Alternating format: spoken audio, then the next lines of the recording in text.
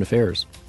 So I'd like to discuss efforts to improve employment outcomes. And in particular, would you tell us about the Veterans Employment Initiative Task Force? What recommendations has it offered to maximize career readiness transitioning service members? The President's plan was to call for a career-ready military. And so to meet that call, the VA and the Department of Defense led the Veterans Employment Initiative, or VEI as you referred to it, task force, and proposed a new training and services delivery model to help strengthen the transition of our service members. I was on that task force.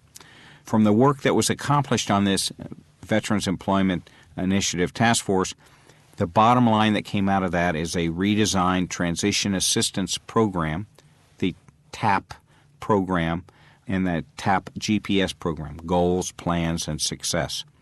And so that was centered around sort of four key concepts.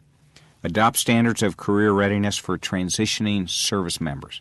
In other words, making sure that service members are prepared to leave the Department of Defense and are ready. Implement a revamped Transition Assistance Program curriculum.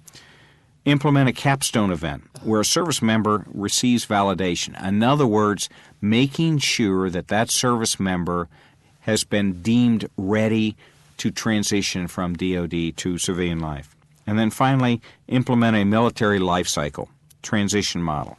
In other words, rather than cram all of this in their very end of their enlistment or their service in DoD, create a culture across DoD that when they begin their service in the military at boot camp, they begin this process of making sure that they're going to be career ready as they leave the service.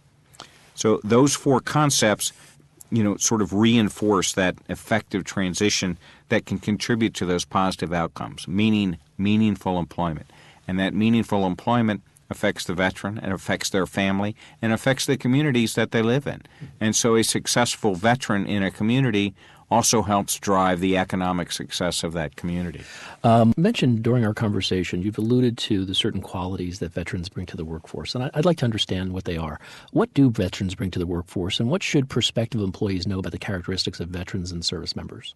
Well, it's another great question, Michael, and it's one that I spend a lot of time on, not only speaking to constituent groups, but also speaking to employers. And whenever I talk to them about hiring veterans, the first thing I say to them is, hiring a veteran makes good business sense.